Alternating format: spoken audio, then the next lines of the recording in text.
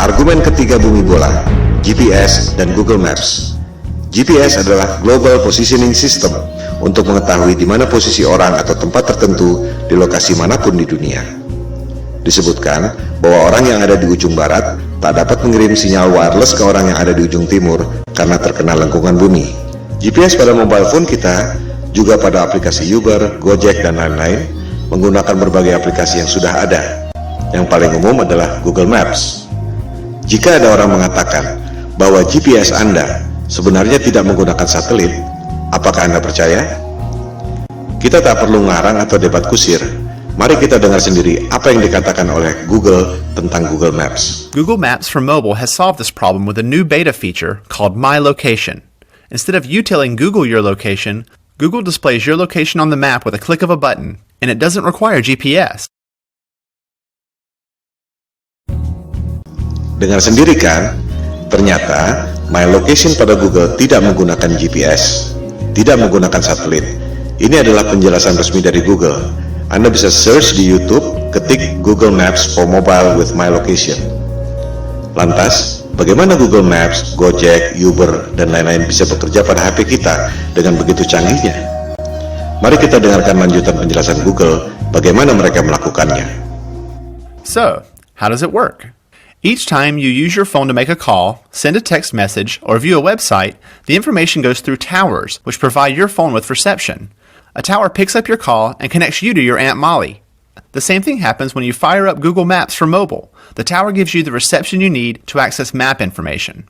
These towers also help Google display your location. Each tower has a unique footprint. When you access My Location, Google calculates an estimated location of your handset based on the unique footprint of nearby towers. It's not GPS. It's not GPS. It's not GPS. Dengar sendiri kan? Ternyata Google tidak menggunakan GPS. Sinyal-sinyal yang canggih itu diperoleh dari menara Telkom biasa. Persepsi Anda yang mengatakan bahwa HP Anda menggunakan GPS dan satelit lewat Google Maps. Google sendiri mengatakan tidak. Bagaimana dengan Google Maps yang secara sempurna dapat membuat peta dari udara, termasuk atap rumah kita bisa kelihatan? Bukankah itu menggunakan satelit? Ternyata Google Maps dibuat dengan menggunakan drone, bukan satelit. Silakan Anda riset dan temukan sendiri. Semua bukti-bukti ada di depan mata. Anda hanya tak memperhatikannya saja selama ini. Itu yang membuat kesadaran Flat Earth booming secara eksponensial sejak 2015. Pada bumi yang datar, satelit memang tidak diperlukan. Anda hanya perlu menara-menara Telkom. Hal ini akan kita bahas pada bab berikut, bagaimana USGS mengatur jarak penerbangan pesawat. Pertanyaan yang mind-provoking adalah, jika Anda bisa dapat uang 1,5 triliun rupiah untuk membuat satelit, padahal sebenarnya Anda cuma keluar biaya bikin tower 150 juta, keuntungan 10.000 kali lipat, dan orang tak ada yang tahu, Anda mau atau tidak? Keuntungan 10.000 kali lipat. Anda dagang dengan modal 1 juta, dapat hasil 10 miliar. Mau atau tidak? Saya tidak mengatakan Indosat atau PT Telkom menipu dengan satelit, sebab mereka tak bisa bikin satelit. Yang bisa bikin satelit adalah dia-dia juga, Hughes, Boeing, Ball, Lockheed Martin, dan lain-lain. Jika ditelusuri lagi, perusahaan-perusahaan aerospace membuat satelit itu dimiliki oleh dia-dia juga. Kelompok 1% penduduk yang lebih kaya dari 99% penduduk dunia lainnya. Kelompok 1% ini sudah lebih dari 100 tahun memonopoli bisnis lewat kartel untuk mengontrol harga agar menjadi mahal. Berlian misalnya, harganya menjadi mahal akibat dimonopoli oleh kartel.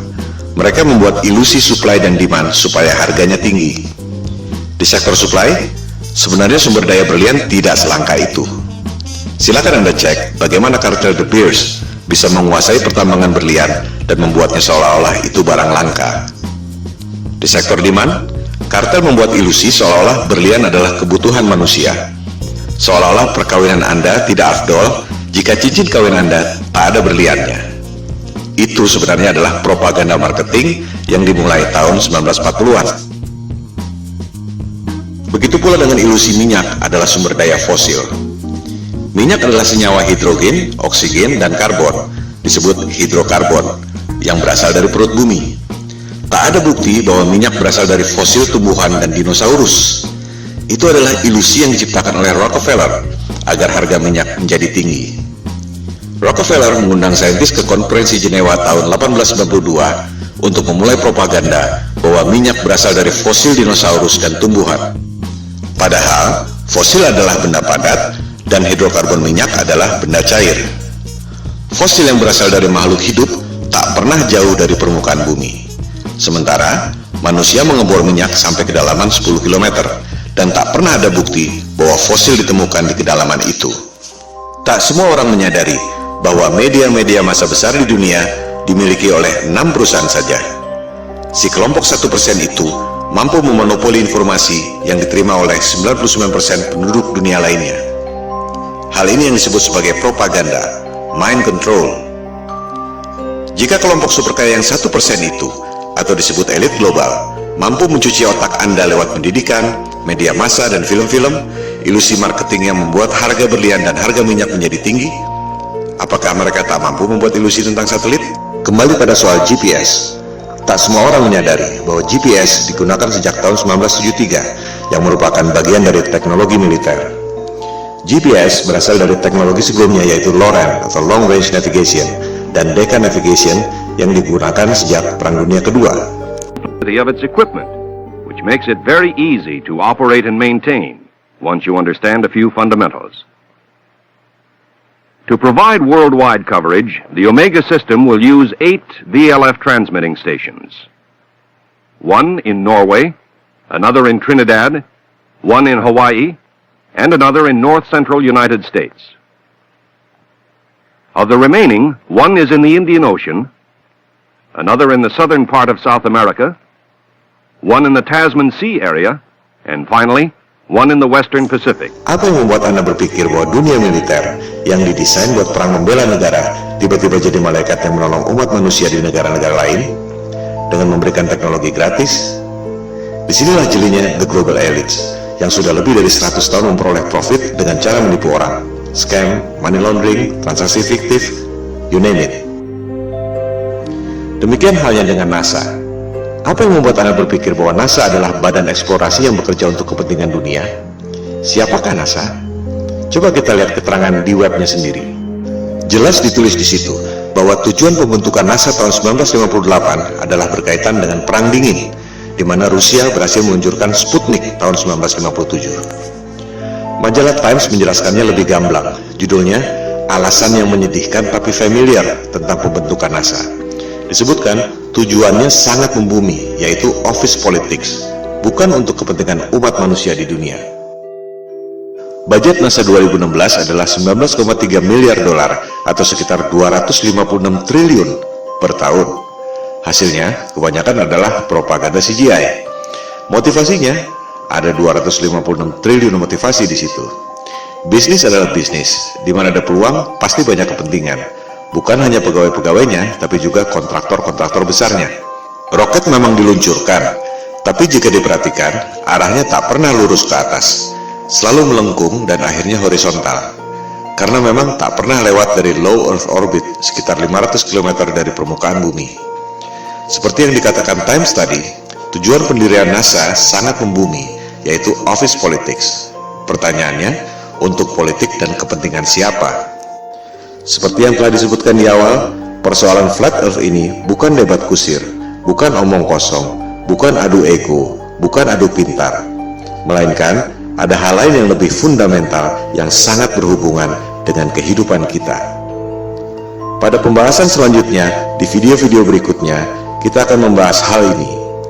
Ilusi bumi berbentuk globe memang sengaja dibuat oleh para globalis atau biasa disebut elit global.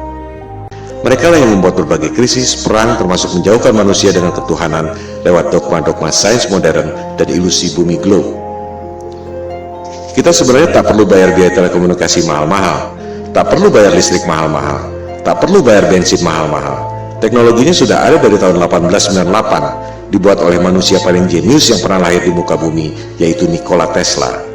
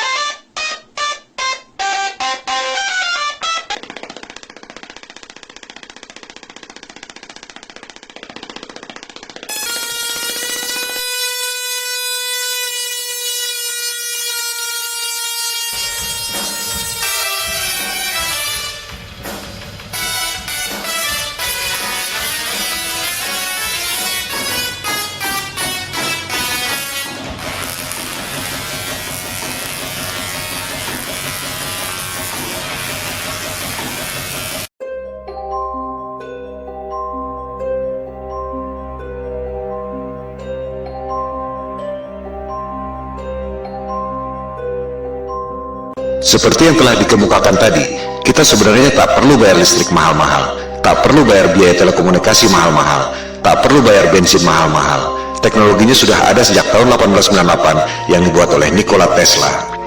Itu sebabnya ia dikucilkan oleh JP Morgan, salah satu pentolan elit global. Hal-hal seperti itulah yang dilakukan agar kelompok yang 1% itu bisa mengontrol 99% penduduk dunia lainnya. Berbagai manipulasi dan propaganda mind control dilakukan, seperti membuat ilusi supply dan demand, ilusi satelit, ilusi GPS, ilusi bumi berbentuk globe, ilusi bahwa mereka adalah kelompok adidaya yang sudah mampu melakukan eksplorasi ruang angkasa. Bangkitnya kesadaran flat earth merupakan ancaman bagi mereka. Oleh sebab itulah pemaparan ini diberi judul Konspirasi Bumi Datar. We don't have time for a meeting of the Flat Earth Society. Soal foto-foto CGI, satelit, dan GPS yang sudah kita bahas adalah soal teknologi, belum masuk pada sains yang sebenarnya. Kita akan membahas pada episode berikut. Sementara ini, kita tutup argumen GPS dan Google Maps dengan fakta bahwa Google Maps dan GPS tidak menggunakan satelit, melainkan menggunakan menara telkom biasa.